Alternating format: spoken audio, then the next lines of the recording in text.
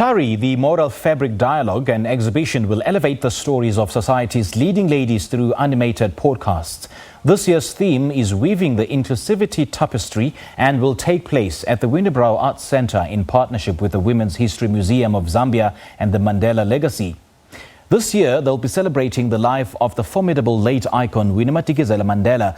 For more on this, we're joined by speaker Samba Yonga, the founder of Women's History Museum of Zambia. Samba, a very good morning to you. Thank you so much for joining us. Welcome to Morning Live. Very good morning, Simpiwe. Thank you so much for having. It's good to have you join us this morning on the show, Samba. What is the Thari Moral Fabric Dialogue and exhibition all about?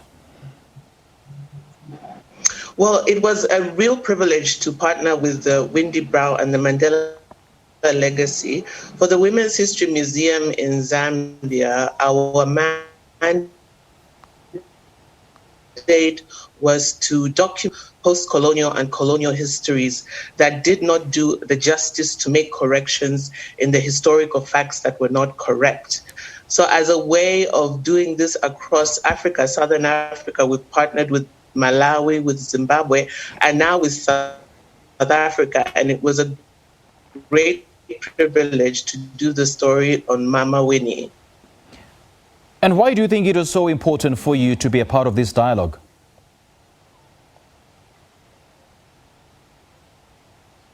Well, based on what we've been doing as the Women's History Museum, what we noticed that a lot of women contributed to building nations across Southern Africa. And a lot of that history is just noted as footnotes. You know, a lot of the colonial documents would look at women as nuisances who just were defiant or were protesting, but would not put them in the mainstream historical narrative. And our job is now to reverse that asymmetry and make sure that they're acknowledged in the right way. And do explain to us, if you can, the importance of getting women to narrate female stories.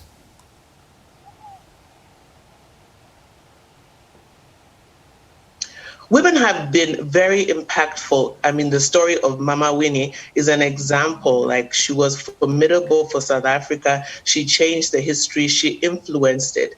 And she's not the only one. There are many other women across Southern Africa and Africa who've had the same kind of impact and contribution, but they are not elevated, they're not acknowledged, and they're not documented in the right way. And doing this has allowed us to make sure it is mainstreamed and everybody knows about it. And one important thing is that we wanted to also go into schools, and digital media has allowed us to create these leading ladies animated podcasts and distribute them widely so the information is known and the history is corrected. Now, Samba, how different do you think men generally tell struggle stories of prominent women? And going forward, how are you hoping this will bring about change? Well, there's two things.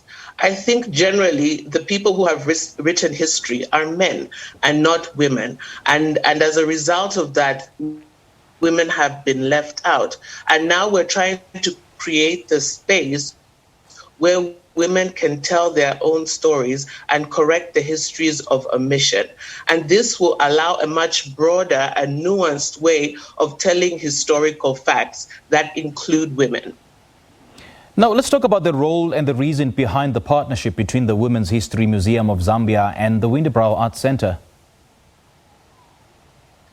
Well, I mean, we all want to do things that are great for women, but we also realize we can't do it on our own. When we set up Women's History Museum, we thought that we're the only ones doing this kind of work. But the more we entered the space, the more we found that there's so many collaborating synergies with many organizations across Africa. And we're just so privileged that the Mandela Legacy and Windybrow are collaborating with us and have invited us to be a part of this. And this will allow to amplify the voice even louder and make it mainstream and permanent. And no doubt, a woman's voice is much more amplified and much more stronger. So does that change the content of, the narration of or whatever history is being told by a different gender?